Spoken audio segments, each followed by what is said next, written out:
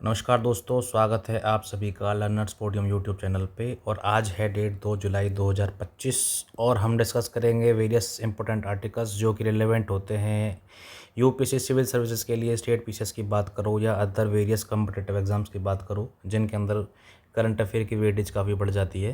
तो देखते हैं कौन कौन से टॉपिक आज हम डिस्कस करेंगे। ईएलआई स्कीम निकाली है भारत सरकार ने, ठीक है, इसके बारे में जानेंगे। कैट्स वैरियर ये क्या है, क्यों न्यूज़ में है ये। सरिस्का टाइगर रिजर्व ये क्यों न्यूज़ में है, ठीक है, अभी हमने रणथंभौर नेशनल पार्क पढ़ा था। जीआई टैक्स का मिस एप्रोप्रिएशन हुआ है अभी, जैसे आपने रिसेंट देखी होगी जो प्राडा का एक इवेंट हुआ था उसमें कोल्हापुरी चप्पल का यूज़ हुआ था, ठीक है। तो ये छोटी सी न्यूज़ है, इसमें आपको प्रीलिम्स के रिलेवेंट क्वेश्चन मिल जाएंगे और 150 वर्ड का आप एक मेंस का भी लिख सकते हो। जयपुर फुट ये क्या है।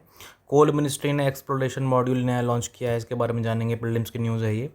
10 साल हो गए हैं डिजिटल इंडिया को, ठीक है, ये बहुत इंपॉर्टेंट न्यूज़ बन जाती है अपने आप में एक। और इसमें से मेंस में क्वेश्चन आने के चांसेस हैं 100%, ठीक है। आप मान के चलिए इस चीज़ को कि यहाँ से क्वेश्चन आएगा ही आएगा या इसके जैसा आएगा क्वेश्चन, ठीक है। और मैंने एक ना 250 वर्ड का क्वेश्चन तैयार कर दिया है, आप इसको बहुत अच्छे से लिख सकते हैं। फायर सेट प्रोटोफ्लाइट सैटेलाइट ये किसने लॉन्च किया है, क्या इसके रिलेवेंस हैं। त्रिपुरा ई अटेंडेंस के बारे में जानेंगे। हॉस्पिटल ऑन व्हील्स और क्वाड सी ऑब्जर्वर मिशन, ठीक है। तो ये आज की न्यूज़ हैं, काफ़ी न्यूज़ हो गई हैं लेकिन बहुत इंपॉर्टेंट न्यूज़ हैं सभी की सभी, ठीक है। तो देखते हैं और बढ़ते हैं अपने टॉपिक्स की तरफ। सबसे पहले बात करेंगे ईएलआई स्कीम की। ये क्या है, सेंटर ने लॉन्च किया है एम्प्लॉयमेंट लिंक्ड इंसेंटिव स्कीम, ठीक है। एम्प्लॉयमेंट लिंक्ड इंसेंटिव मिलेगा यहाँ पर जो लोग काम कर रहे हैं ना कंपनीज़ में, खासकर मैन्युफैक्चरिंग सेक्टर में, उनके लिए इंसेंटिव सरकार ने एक तरीक़ा से घोषित किया है, ठीक है, अप्लाई किया है यहाँ पे कि हम 1 मंथ आपको ईपीएफ देंगे, एम्प्लॉयमेंट प्रोविडेंट फंड आपको हम प्रोवाइड कराएंगे 15,000 तक का, ठीक है। दो इंस्टॉलमेंट में पहला मिलेगा 6 महीने बाद और दूसरा मिलेगा आफ्टर 12th मंथ सर्विस, ठीक है। उसके बाद एडिशनली 3,000 रुपये पर मंथ मिलेगा ईच एम्प्लॉय को जो कम से कम 6 महीने से काम कर रहे हैं और जो अर्न कर रहे हैं अप टू 1,00,000 रुपये पर मंथ का, ठीक है। ये ईएलआई स्कीम है। इसका जो मेन पर्पस है वो है जॉब क्रिएशन को बढ़ावा देना, ठीक है, जॉब क्रिएशन को बढ़ावा देना, ये इसका मेन पर्पस है। और एनहेंस करना सोशल सिक्योरिटी को, ठीक है, एनहेंस करना सोशल सिक्योरिटी को अक्रॉस सेक्टर्स, लेकिन पर्टिकुलरली कहाँ पे, मैन्युफैक्चरिंग सेक्टर की बात की गई है, पर्टिकुलरली मैन्युफैक्चरिंग, लेकिन और भी सेक्टर्स को इसमें इंक्लूड करेंगे विद टाइम। इसको अनाउंस किया गया था यूनियन बजट 2024-25 में, ठीक है। और प्रधानमंत्री 5 स्कीम पैकेज का ये एक पार्ट है। और इसमें क्या है कि जो है एम्प्लॉयमेंट और स्किल अपॉर्चुनिटीज़ दोनों दी जाएंगी किनको, 4 करोड़ यूथ को, ठीक है, 4.1 करोड़ जो यूथ हैं जो जॉब में हैं, ठीक है, उनको दिया जाएगा। और इसका जो टोटल एलोकेशन है वो है 2,00,000 करोड़ रुपए, ठीक है। आपको समझ में आया। ईएलआई स्कीम किसने लॉन्च की है, एम्प्लॉयमेंट लिंक्ड इंसेंटिव स्कीम किसने लॉन्च की है, भारत सरकार ने लॉन्च की है, ठीक है। इसमें 15,000 तक का ईपीएफ दिया जाएगा, एम्प्लॉयमेंट प्रोविडेंट फंड मिलेगा आपको, ठीक है, 2 इंस्टॉलमेंट में मिलेगा। और दूसरा मिलेगा 3,000 रुपये पर मंथ मिलेगा जो कि लोग 6 महीने से काम कर रहे हैं जिनकी सैलरी है अप टू 1,00,000 रुपये, ठीक है। क्या काम है इसका, जॉब क्रिएशन को बूस्ट करना और एनहेंस करना सोशल सिक्योरिटी को, ठीक है। बढ़ते हैं अगली न्यूज़ पे।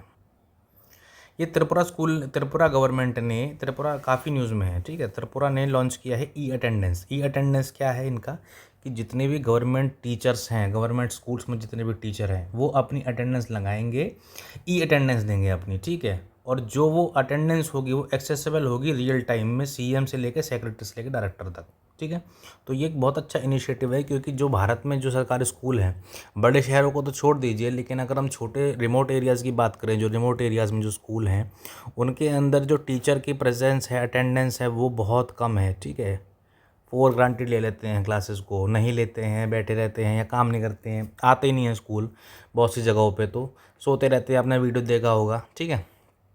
तो एक तरीक़ा से ये टीचर्स की अकाउंटेबिलिटी बढ़ाने के लिए, ठीक है, और एक तरीक़ा से एक बहुत अच्छा गवर्नेंस का मॉडल लेकर आए हैं ये, ठीक है, एजुकेशन सिस्टम में। त्रिपुरा न्यूज़ में रहता है काफ़ी ज़्यादा और ये बहुत ज़्यादा डिजिटल इंडिया को प्रमोट करता है, ये डिजिटलनेस को। कैसे? अभी बीच में हमने पढ़ा था कि ये ई कैबिनेट वहाँ पर हो चुकी है, और उससे पहले भी एक न्यूज़ पढ़ी थी हमने रिसेंट में लिटरेसी की, 95.6% लिटरेसी इसके अंदर अचीव की गई थी। तो ये गोवा मेघालय के बाद थर्ड स्टेट बन गया था लिटरेसी फुल्ली लिटरेट स्टेट होने का, समझे।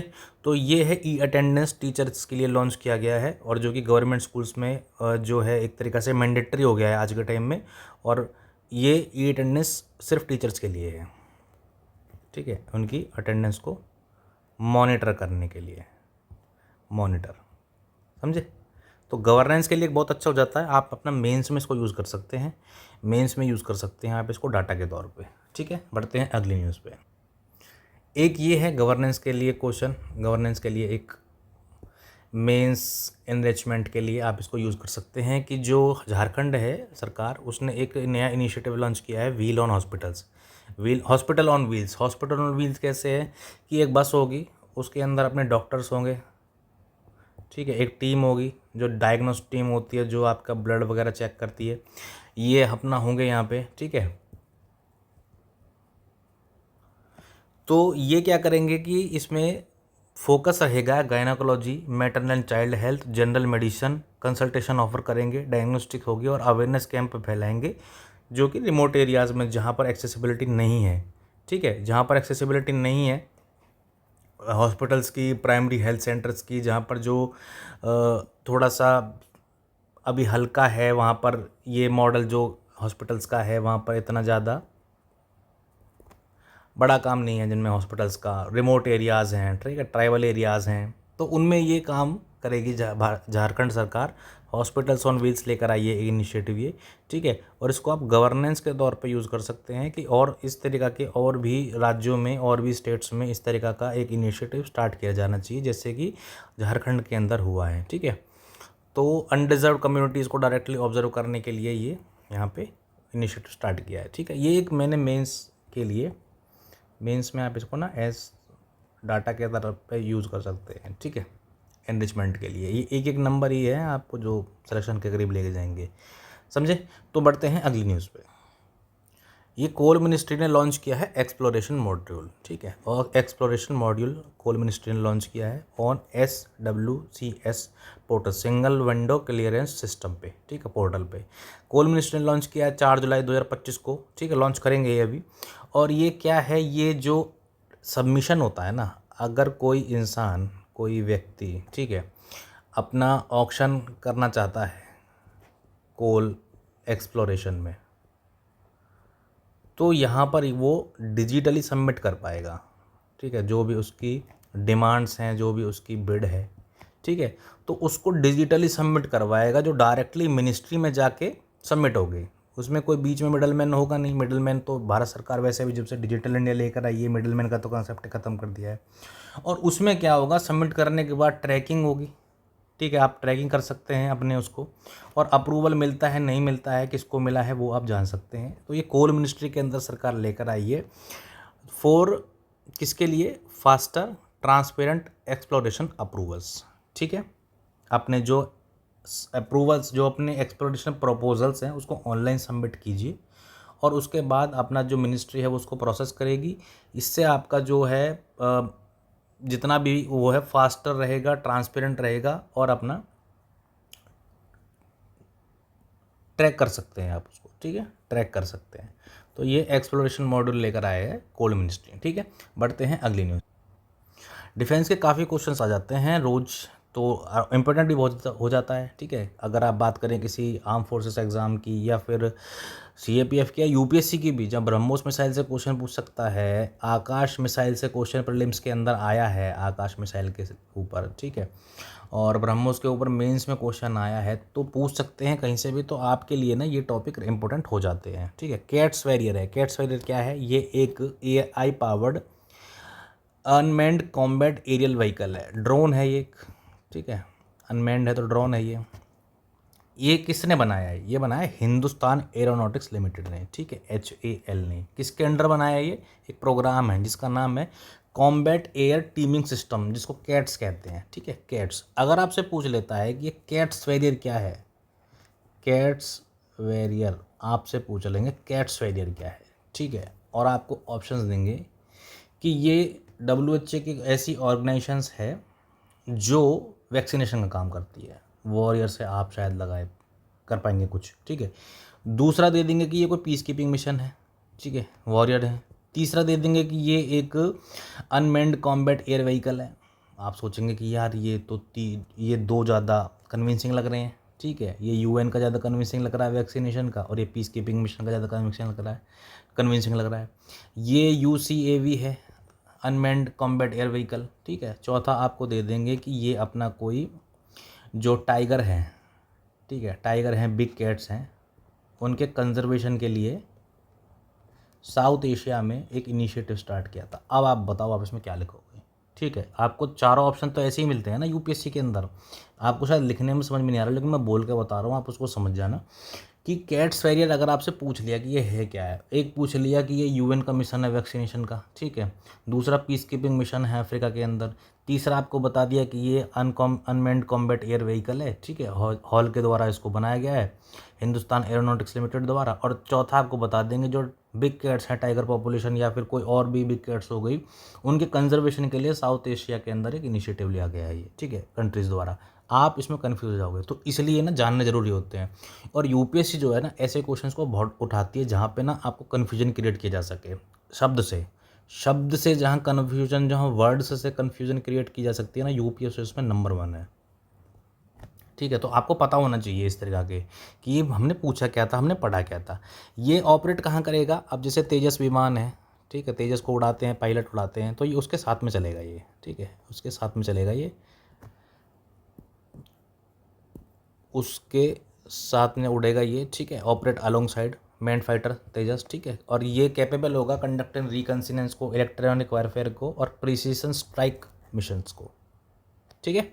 तो हमने पढ़ा ये CATS Warrior AI powered loyal wingman unmanned combat air vehicle, ठीक है, याद रखना, इसको बहुत ज़्यादा इंपॉर्टेंट हो जाते हैं ऐसे टॉपिक्स जो कंफ्यूज कर देते हैं थोड़ा सा, ठीक है। कैट्स में आप ना बहुत ज़्यादा डेफिनेशन बना सकते हो, टाइगर की बना सकते हो, वॉरियर में आप कुछ भी कर सकते हो, पीस कीपिंग मिशंस की हो गई, या फिर UN के कोई, अभी जैसे मैंने बताया वैक्सीनेशन की जो कोई ड्राइव होगी, या इंडिया की कोई वैक्सीनेशन ड्राइव होगी, तो इस तरीक़ा से ये थोड़े से कन्फ्यूजन हो जाते हैं, ठीक है, याद रखना इस चीज़ को। बढ़ते हैं अगले टॉपिक पे। ये न्यूज़ है सरिस्का टाइगर रिजर्व की, ठीक है, अभी हमने पढ़ा था रणथंभौर नेशनल पार्क पढ़ा था हमने कुछ दिन पहले, ठीक है। तो अभी बात करते हैं सरिस्का की। तो सुप्रीम कोर्ट ने 50 से प्लस जो माइंस थी, वहाँ पे माइंस होती है, वहाँ पे, ठीक है, माइनिंग होती है वहाँ पे। कौन सी माइनिंग होती है वहाँ पे, जो है रॉक्स हैं वहाँ पे बड़ी बड़ी, उनको छोटे छोटे पीसेस में काट के उनको कंस्ट्रक्शन में यूज़ किया जाता है, ठीक है, वो माइनिंग होती है यहाँ पे। तो माइनिंग होती है वहाँ पे, तो ये 50 प्लस माइनिंग से 50 प्लस माइनिंग सुप्रीम कोर्ट ने बंद कर दी थी, अब उनको दोबारा से ओपन करने की बात की जा रही है। और इसकी जो सरिस्का टाइगर रिजर्व है, इसकी जो बाउंड्री है उसको रीड्रॉ करने की बात करी जा रही है, ठीक है, रीड्रॉ, कि भाई पहले इतना एरिया था, अब इसको घटा के इतना कर देंगे, ठीक है, कुछ भी अभी देखते हैं न्यूज़ में क्या है। तो इसमें कि इसमें जो वाइल्ड लाइफ इकोसिस्टम है, वहाँ का फ्लोरा फौना है, जो वो हाईली इनफैक्ट अफेक्टेड होगा, उसमें आप में इसमें कोई दो राय नहीं है कि उससे कोई इशू होगा नहीं होगा, क्योंकि टाइगर हैबिटेट है ये अपने आप में।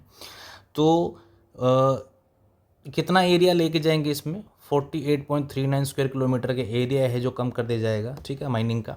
तो पढ़ते हैं कि भाई सरिस्का टाइगर रिजर्व के बारे में, फिर ये इंपॉर्टेंट हो जाती है, न्यूज़ में आ गया है। तो अरावली हिल्स में सिचुएटेड है, अलवर डिस्ट्रिक्ट के अंदर, ठीक है, दिल्ली के काफ़ी पास पड़ता है ये। वाइल्ड लाइफ सेंचुरी इसको बनाया गया था 1955 में, टाइगर रिजर्व बनाया गया इसको 1978 में अंडर टाइगर प्रोजेक्ट।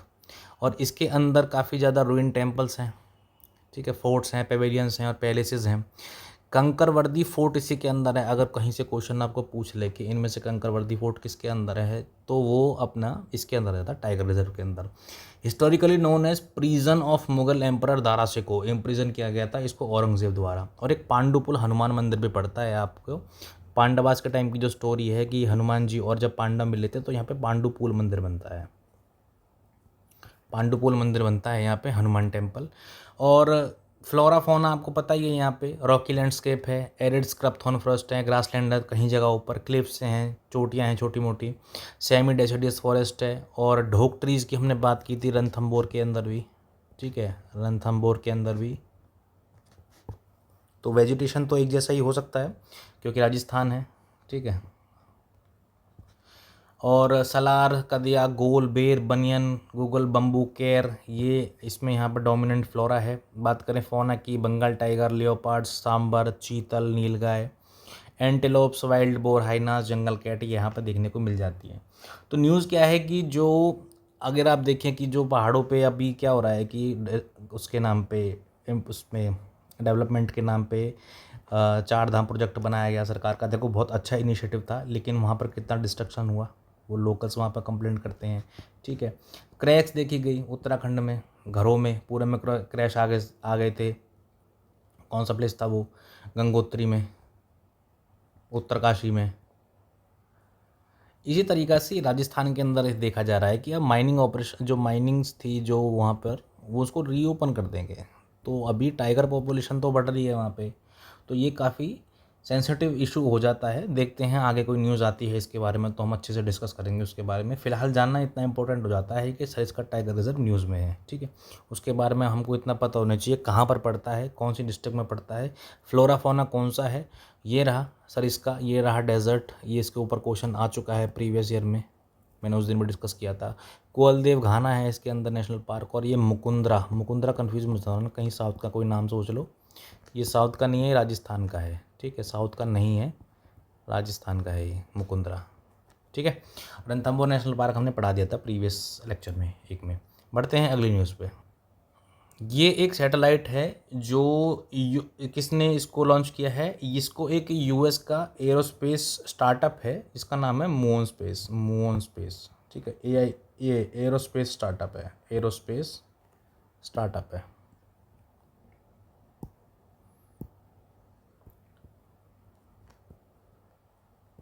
स्टार्टअप है ये यूएस का, ठीक है। क्या नाम है इसका? Moon space. इसने क्या किया है? इस सैटेलाइट का नाम क्या है? फायरसैट प्रोटोफ्लाइट सैटेलाइट, ठीक है। अब इसको नाम बताता हूँ मैं। फायरसैट, उसका क्या नाम है इसका?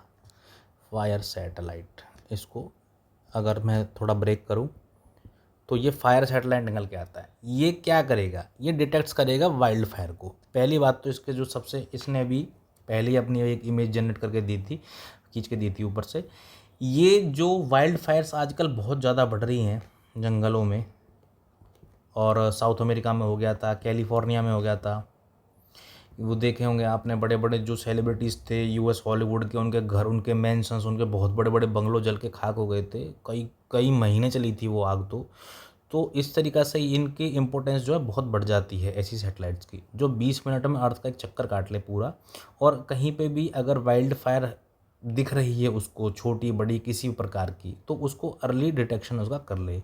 और जो फर्स्ट रिस्पॉन्डर्स हैं या फिर जो अफेक्टेड कम्युनिटीज़ हैं, उनको अलर्ट मोड पे ला सके कि आपके यहाँ पर इस तरीक़ा का कोई हज़ार्ड होने के चांसेस हैं, जिससे उसको जल्दी टाइम से कंट्रोल किया जाए। तो ये है फायरसैट प्रोटोफ्लाइट सैटेलाइट। इसका काम यही होगा कि ये अर्ली डिटेक्शन करेगी वाइल्ड फायर्स की।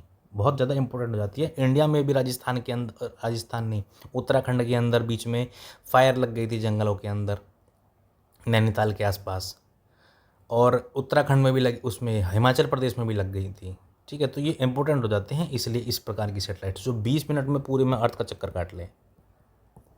तो ये नाम याद रखना, फायरसैट प्रोटोफ्लाइट सैटेलाइट। किसने लॉन्च किया है? ये US based aerospace startup moon space. अब यहाँ पे कंफ्यूज मत हो जाना, अगर आपसे कोई पूछ ले यूरोपियन स्पेस एजेंसी ने इसको लॉन्च किया है, या इसरो ने कर दिया है, या नासा ने कर दिया है, या जापान स्पेस एजेंसी ने कर दिया है, या रशिया की किसी रॉसकॉमोस ने कर दिया है, तो इस तरीक़ा से कंफ्यूज नहीं होना। ये एक स्टार्टअप है यूएस का जिसका नाम है मून स्पेस, ठीक है। उसने इसको लॉन्च किया है और इसीलिए ये इम्पोर्टेंट हो जाती है। फायरसैट प्रोटोफ्लाइट सैटेलाइट प्रीलिम्स के लिए काफ़ी इंपॉर्टेंट हो जाता है, और मेंस के लिए भी इंपॉर्टेंट हो जाता है कि अगर फायर के लिए कोई क्वेश्चन पूछे तो आप इस तरीक़ा की यूज़ कर सकते हैं।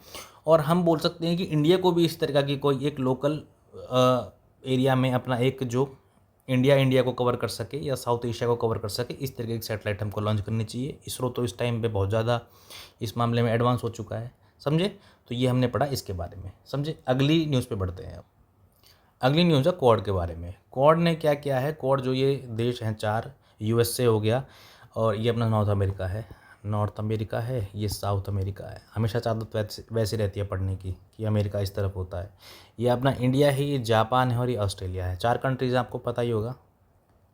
तो इन्होंने क्या लॉन्च किया है, फर्स्ट एट सी ऑब्जर्वर मिशन। एट सी ऑब्जर्वर मिशन क्या करने के लिए, बूस्ट करने के लिए, कॉपरेशन के लिए। जो कोस्ट गार्ड हैं इंडिया के, जापान के, यूएस के, ऑस्ट्रेलिया के, उन्होंने ये सी ऑब्जर्वर मिशन लॉन्च किया है और इंडो पैसिफिक में इसको मैरीटाइम कॉपरेशन को बढ़ाने के लिए। इंडो पैसिफिक रीजन को ही करते हैं ना ये पूरे को, ये इंडियन ओशन हो गया सारा, ये पैसिफिक ओशन हो गया, समझे। तो इसमें जो कॉपरेशन के लिए ही तो बनाया गया था ये इंडो पैसिफिक को, और चाइना की जो इसमें इन्फ्लुएंस है बढ़ता है वो उसको कंट्रोल करने के लिए। तो बात करें सी ऑब्जर्वर मिशन, ये किसने लॉन्च किया है, अभी क्वाड ने लॉन्च किया है। कोस्ट गार्ड्स यहाँ पर पार्ट लेंगे, 4 देश हो गए, ठीक है। और यहाँ पर 2 officers including women officer from each country embarked on board the US coast guard statement Monday, ठीक है। मंडे को इस टाइम पर लॉन्च किया था, इतना जानने की जरूरत है। थोड़ी सी न्यूज़ हो जाती है क्वाड के बारे में, हल्की सी अगर हम जानकारी ले लें तो उसमें कोई बुराई नहीं होती। जेनेसिस कब हुआ था, 2007 में इनफॉर्मल फॉर्मेशन प्रपोज की थी जापानीज पीएम शिंजो अबे की द्वारा, जो अब नहीं रहे अनफॉर्चुनेटली। और एशियन मीटिंग में इसको लॉन्च किया गया था, इनफॉर्मल प्रपोजल दिया गया था एक। फिर 2012 में फिर जापानीज पीएम ने इसको डेमोक्रेटिक सिक्योरिटी डायमंड कंसेप्ट का एक कंसेप्ट प्रेजेंट किया था। अब यहाँ पर ना बहुत इंपॉर्टेंट न्यूज़ हो जाती है आपके लिए। अगर आपसे पूछ लें कहीं पे भी कि ये जो डेमोक्रेटिक डायमंड कंसेप्ट है ये किसके बारे में बताता है, और आपको बोल देंगे UNFCC या क्वाड या आपकी कोई WTO या आपका फाओ, ठीक है। तो अगर आपको ऐसा कुछ पूछ ले, या फिर एशियान के बारे में पूछ ले, ठीक है, एशियान के बारे में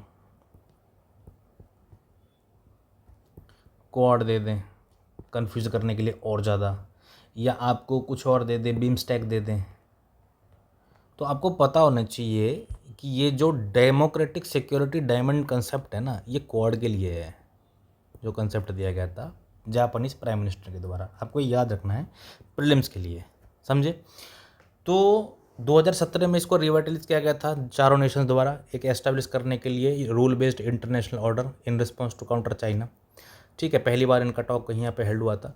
2020 में ऑस्ट्रेलिया ने ज्वाइन किया था मालाबार नेवल एक्सरसाइज को। मालाबार केरला के पास पड़ता है अपना यहाँ पे। तो मालाबार नेवल एक्सरसाइज को ज्वाइन किया गया था ऑस्ट्रेलिया दोबारा 2020 में, और इसको फर्स्ट जॉइंट मिलिट्री बनाया गया था 2007 के बाद। तो ये आपने थोड़ा थोड़ा जाना। और उसके बाद 2021 में first virtual and in person leader summit हुई थी in the name of the spirit of the quad. Joint statement release की गई थी इसमें, ठीक है। तो ये एक इसका छोटा हमने एक ओरिजिन जाना इसका क्वाड का, किस तरह का सही है और उसमें फॉर्मेशन में आया ये। फंक्शन क्या क्या है क्वाड, फंक्शन क्या है इसके, इनफॉर्मल ग्रुपिंग है, कोई फॉर्मल अलायंस नहीं है, कोई डिसीजन मेकिंग बॉडी नहीं है, कोई सेक्रेटरीट नहीं है। मैकेनिज्म समिट्स के द्वारा इसको मेंटेन किया जाता है, मीटिंग्स होती हैं, इन्फॉर्मेशन एक्सचेंज होते हैं, और मिलिट्री ड्रिल्स होती हैं मालाबार एक्सरसाइज जैसे। रेगुलर इंगेजमेंट होती है, जैसे कि फ्रीक्वेंट लीडर समिट होती है, जैसे अभी 2021 में हुई थी, उसमें स्टेटमेंट निकाली थी स्पिरिट ऑफ क्वाड। ऑनलाइन और इन पर्सन भी होती हैं, ठीक है। इंपॉर्टेंट प्रोस्पेक्ट्स क्या हैं क्वाड ग्रुपिंग के, रीजनल सिक्योरिटी को बढ़ाता है, ये चाइना को काउंटर करता है, इकोनॉमिक कॉपरेशन बढ़ाता है, जैसे कि 50 बिलियन एलोकेट हुए थे इंडो पैसिफिक इंफ्रास्ट्रक्चर को बिल्ड करने के लिए, प्रमोट करता है ये इकोनॉमिक टाइज को, इंडो पैसिफिक में सिक्योरिटी को ये प्रमोट करता है, रूल बेस्ड ऑर्डर की बात करता है, नेविगेशन में फ्रीडम की बात करता है, मैरीटाइम सिक्योरिटी बढ़ाता है, कंडक्ट करता है जॉइंट नेवल एक्सरसाइज को इंप्रूव करने के लिए कैपेसिटी और इंटरऑपरेबिलिटी, जैसे कि 4 देश मिलकर जब बात करते हैं तो इंटरऑपरेबिलिटी बढ़ती है ना इसमें, ठीक है। पीपल टू पीपल टाइज बढ़ाता है, जितने भी यहाँ इंडियंस रह रहे हैं या फिर जापानीज़, ऑस्ट्रेलियन या यूएस में, इनमें पीपल टू पीपल्स को टाई करता है, बढ़ाता है, फोस्टर करता है कल्चर एक्सचेंजेस को, ठीक है। डेप्ट मैनेजमेंट की बात करता है विया क्वाड डेप्ट मैनेजमेंट रिसोर्स पोर्टल, ये एक यहाँ पर इनिशिएटिव स्टार्ट किया गया था क्वाड द्वारा ही, क्वाड डेप्ट मैनेजमेंट रिसोर्स पोर्टल। सिग्निफिकेंस क्या है इंडिया के लिए, स्ट्रेटेजिक हो जाता है ये इंडो पैसिफिक एरिया के अंदर, और चाइना के जैसे स्ट्रिंग ऑफ पल्स या वो अपना बेल्ट एंड रोड इनिशिएटिव है उसको काउंटर करने के लिए इंडिया के लिए स्ट्रेटेजिक हो जाता है। इकोनॉमिक पॉइंट ऑफ व्यू से भी काफ़ी ज़्यादा इंपॉर्टेंट हो जाता है, मेरे टाइम सिक्योरिटी बढ़ाता है, ठीक है, फैसिलिटेट करता है जॉइंट नेवल एक्सरसाइज को। और अभी जैसे ये मिशन इन्होंने लॉन्च किया है जिसके बारे में हम पढ़ रहे हैं, सी ऑब्जर्वर मिशन ऐसी मेरीटाइम सिक्योरिटीज़ को, मेरीटाइम जो कॉपरेशंस हैं उनको इन्हेंस करता है, ठीक है। और रीजनल स्टेबिलिटी को प्रमोट करता है। Free open inclusive Indo Pacific, किसी का कोई कंट्रोल नहीं है पैसिफिक के ऊपर, फ्री है, ओपन है सभी के लिए, ठीक है। और पोस्ट कोविड डिप्लोमेसी की बात करें तो इंडिया के पास काफ़ी अपॉर्चुनिटी थी उस टाइम पे ग्लोबल सप्लाई चेन को शिफ्ट करने की और मैन्युफैक्चरिंग रिलोकेशन की चाइना से इंडिया में, ठीक है। जब उस टाइम पे कोविड आया था तो इंडिया को एज अ पोटेंशियल हब देखा जा रहा था टू काउंटर चाइना, कि आप यहाँ पे ले आइए सारी इंडस्ट्रीज़ को, ठीक है, इंडिया के अंदर चाइना से। तो ये हमने पढ़ा कोड के बारे में छोटा सा, तो आपको इतना जानना ज़रूरी है कि ये क्यों इम्पोर्टेंट हो जाता है। वही चीज़ें स्ट्रेटेजिक हो गया चाइना को कंट्रोल करने के लिए, इकोनॉमिक हो गया एशिया अफ्रीका ग्रोथ कॉरिडोर, यहाँ से स्टार्ट हुआ था सप्लाई चेन रेजिलियंस इनिशिएटिव जब क्वाड के बाद, उसके कोविड के बाद ही, ठीक है, ये न्यूज़ में था काफ़ी। मेरीटाइम सिक्योरिटी, क्योंकि पायरेसी का खतरा रहता है जब शिप्स ट्रैवल करते हैं सी के अंदर, तो पायरेसी हो गया, सी पायरेट्स होते हैं। इलीगल फिशिंग को कंट्रोल करने के लिए, रीजनल स्टेबिलिटी को प्रमोट करने के लिए, कहीं पे किसी पोर्ट पे कब्जा ना हो जाए या फिर उसको इंडिया के खिलाफ ना यूज़ कर लें। कहीं पे अगर पोर्ट बनता है तो अगर कोई कंट्री अपना दे देती है अपना लैंड चाइना को, तो उसको सबको कंट्रोल करने के लिए, रीजनल स्टेबिलिटी को मेंटेन करने के लिए क्वाड जैसी ग्रुपिंग सिग्निफिकेंट हो जाती है इंडिया के लिए भी, जापान के लिए भी और बाकी जो दो देश हैं उनके लिए भी, ठीक है। बढ़ते हैं अगली न्यूज़ पे। अब ये काबुल के अंदर कैंप लगा था, ठीक है, camp Jaipur foot. Jaipur foot क्या है? ये एक आप समझिए इस चीज़ को, जो एम्प्यूटेड लेग्स, हैंड्स या बॉडी का कोई पार्ट ऐसा हो जाता है तो उसमें जयपुर फुट एक तरीक़ा से आर्टिफिशियल हाथ या पैर लगाया जाता है, ठीक। तो अफ़गानिस्तान के अंदर इस जयपुर फुट को ऑर्गेनाइज़ किया गया था काबुल के अंदर। इसमें प्रोवाइड किया गया था prosthetic limbs to disabled Afghan people as a part of humanitarian assistance. India काफ़ी ज़्यादा ह्यूमैनिटेरियन काम करता है वहाँ पे, तो इसमें भी ये एक जयपुर फुट उसको कैंप को यहाँ पर लगाया है काबुल में। और ये किसके द्वारा ऑर्गेनाइज किया गया था? भगवान महावीर विकलांग साहित्य समिति, ठीक है। Around 75 prosthetic limb were successfully fitted. 75 prosthetic limbs को यहाँ पे लगाया गया था। तो अगर आपको अफ़गानिस्तान के बारे में कोई न्यूज़ आए, मेंस में कोई लिखना हो, तो आप इस चीज़ को लिख सकते हो ना, जयपुर फुट को। या फिर आपसे प्रीलिम से पूछ ले जयपुर फुट क्या है, तो आपको पता होना चाहिए कि ये एक ड्राइव है इंडिया की, इसके द्वारा भगवान महावीर विकलांग साहित्य समिति के द्वारा, जिसमें प्रोस्थेटिक लिम्ब लगाई जाती है। इतना आपको याद रखना है, कहीं पूछ ले आपसे, इन केस। ऐसा नहीं है कि बिल्कुल पूछेगा ही पूछेगा, बस हाँ थोड़ा सा दिमाग में रहना चाहिए। और मेंस में अगर कहीं पे अफ़गानिस्तान से रिलेशन की बात आ जाए तो हम इसमें लिख सकते हैं, समझे। या डिसेबिलिटी की कहीं बात आ जाए तो आपको डिसेबल्ड पीपल की अगर बात आ जाए तो आप जयपुर फुट का इंडिया में भी तो एग्जाम्पल यूज़ कर सकते हैं, क्योंकि इंडिया का ही तो है ये। ऐसा नहीं है कि ये कोई नया इनिशिएटिव लॉन्च किया है सिर्फ अफ़गानिस्तान के लिए, ऐसा भी नहीं है, ये पहले से ही मौजूद है, ठीक है। जयपुर फुट जो इनिशिएटिव है, ठीक है, डिसेबल्ड पीपल के लिए प्रोस्थेटिक्स लिम्स लगाने के लिए। बढ़ते हैं अगली न्यूज़ पे। अब बात करते हैं जीआई टैग की। अभी आपने रिसेंट में एक न्यूज़ सुनी होगी कि जो प्राडा का एक इवेंट ऑर्गेनाइज हुआ था किसी कंट्री में, तो वहाँ पर क्या हुआ था कि हमारे इंडिया की जो कोल्हापुरी चप्पल है उनका यूज़ किया गया था, और उसके लिए ना तो कोई परमिशन ली गई ना कोई नोटिस दिया गया। तो कोल्हापुरी चप्पल इंपॉर्टेंट इसलिए है ना क्योंकि उसको जीआई टैग मिला हुआ है। तो यहाँ पर बात हो जाती है कि मिस एप्रोप्रिएशन हो जाती है जीआई टैग के जो प्रोडक्ट्स हैं उनकी, तो उसके बारे में क्या हम न्यूज़ निकल के आती है प्रीलिम्स के लिए, मेंस के लिए, तो हम जानेंगे उसके बारे में। यूज़ नहीं कर सकते इस तरीक़ा से, हालांकि इंटरनेशनल कोई जीआई टैग नहीं होता है, वो इंडिया के लिए होता है स्पेसिफिक। उसके प्रमोशन के लिए वैल्यू बढ़ जाती है कि हाँ इंडिया में इसको जीआई टैग दिया गया है।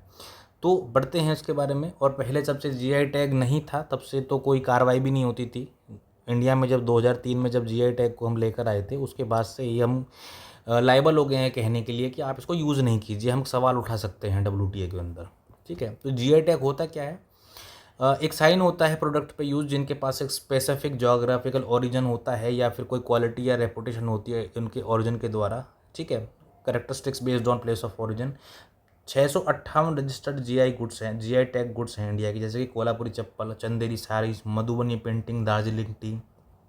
ठीक है, तो ये है अपना जो, अगर हम बात करें इस टाइम पे जीआई टैग की, आपको पता होगा कि बड़े बहुत न्यूज़ के बारे में आपने पढ़ा होगा कि त्रिपुरा की अलग है, असम की अलग हैं, और साड़ीज़ की बात करें या कंज्यूमेबल आइटम्स की बात करें तो इस तरीक़ा से ये इम्पोर्टेंट हो जाता है।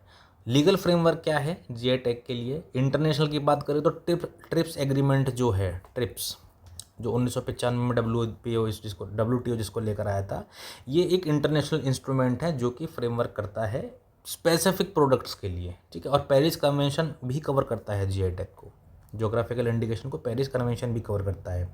अगर आपसे क्वेश्चन पूछ लिया जाए इनमें से कौन कौन सा कन्वेंशन है जो कवर करता है जीआई ज्योग्राफिकल इंडिकेशन को, उसमें आपसे ट्रिप्स पूछ लिया, पेरिस कन्वेंशन पूछ लिया, और अपना ये ही पूछ लिया जो इंडिया का geographical indication of goods registration और प्रोटेक्शन है, तो आपको तीनों पर टिक करना है। समझे? इस तरीक़ा से आते हैं यूपीएससी के अंदर क्वेश्चंस। इंडिया की बात करें तो इंडिया में ये गवर्न होता है geographical indication of goods registration and protection act 1999। ये एक्ट बना था और इसको इफेक्टिव था 2003 से। ठीक है, ये क्या करता है? ये करता है एक्सक्लूसिव राइट देता है यूज़ के जीआई प्रोडक्ट को, और ये प्रिवेंट करता है अनऑथराइज्ड यूज्ड और इमिटेशन, नकल भी नहीं कर सकते आप इसकी। तो ये है इस तरीक़ा से जो प्रोडक्ट को जो होल्डर हैं, जो स्पेसिफिक स्टेट्स होती हैं या कोई ऑर्गेनाइजेशन होती है, वो उसके खिलाफ अपना एक्शन भी ले सकती है अनऑथराइज्ड यूज़ के खिलाफ या इमिटेशन के खिलाफ। और अगर बात करें प्रोटेक्शन की तो ये टेरिटोरियल है, कंट्री और ओरिजिन जहाँ पर इसको ग्रांटेड किया गया है, कोई ऑटोमेटिक वर्ल्ड और इंटरनेशनल जीआई राइट जैसा नहीं होता, पर इसको यहाँ से इसको एक तरीक़ा से अप्रूवल किया जाता है। ठीक है, कंसीडर किया जाता है। इंटरनेशनली कोई ऐसा कुछ नहीं है कि इंटरनेशनल जीआई रेट दिया जाएगा आपको। ठीक है, अगर बात करें मिस एप्रोप्रिएशन की, जैसे कि इससे पहले हुआ था, मैं आपको न्यूज़ बताता हूँ कि जब पहले था ना ये जीआई टैग जब नहीं दिया जाता था, उससे पहले भारत की जो बासमती राइस थी, ठीक है, उस पर अटेम्प्ट करने की कोशिश की थी यूएस की कंपनी द्वारा। टर्मरिक को एक वाउंड हीलिंग प्रॉपर्टीज़ में उसको लेके, और यूएस के अंदर यूनिवर्सिटी ने इसको टर्मरिक को भी पेटेंट करने की कोशिश की थी। ये पहले से ही हमारे यहाँ पे था, इसको फिर चैलेंज किया था सीएसआईआर ने। नीम को भी इसी तरीक़ा से यूरोपियन पेटेंट ऑफिस ने पेटेंट करने की कोशिश की थी फंजीसाइड एप्लीकेशन के लिए। फिर इसमें बताया गया था हमारे तो इंडिया में ट्रेडिशनल इंडियन नॉलेज में नीम को यूज़ करते हैं। समझे? तो इस तरीक़ा से अभी जैसे प्राडा की चप्पल को यूज़ किया गया, अब तो हमने इसको काउंटर कर दिया वर्ल्ड लेवल पे, ग्लोबल लेवल पे भी, तो इस तरीक़ा से यूज़ नहीं कर सकते हैं। एक्शंस की सॉल्यूशंस की बात करें तो एक ट्रेडिशनल नॉलेज डिजिटल लाइब्रेरी बन चुकी है, जो क्या करती है, डिजिटल लाइब्रेरीज बनाती है, प्रिवेंट करती है मिस एप्रोप्रिएशन को, और ट्रेडिशनल नॉलेज को अपना जो सेफ रखती है एक लाइब्रेरी बना के। ठीक है, ट्रेडिशनल नॉलेज डिजिटल लाइब्रेरी, ये इंपॉर्टेंट हो जाते हैं ऐसे इनिशिएटिव। और एक डाटाबेस की भी ज़रूरत है, जिसमें एक रॉबस्ट डाटाबेस हो जो अलाउ करे ब्रांड्स को to conduct due diligence search for existing right. अगर ऐसा कोई प्रोडक्ट पहले से ही मार्केट के अंदर है, उसके लिए एक डाटाबेस होना चाहिए, ताकि पर अगर सर्च करें उसमें तो आपको पता होना चाहिए कि ये पर्टिकुलर जो आइटम है ये इस कंट्री से बिलोंग करता है। ठीक है, तो इस तरीके का एक डाटाबेस होना चाहिए। तो ये हमने जाना छोटा छोटा इसके बारे में, प्रीलिम्स के लिए काफ़ी न्यूज़ हो जाती है यहाँ से। तो इसमें आप ये याद रखिए बस, ट्रिप्स एग्रीमेंट 1995 WPA का, पेरिस कन्वेंशन, और इंडिया का अपना है ही geographical indication of goods registration and protection act 1999, जो कि इफेक्ट हुआ था कब से? 2003 से। ठीक है, तो बढ़ते हैं अगली न्यूज़ पे।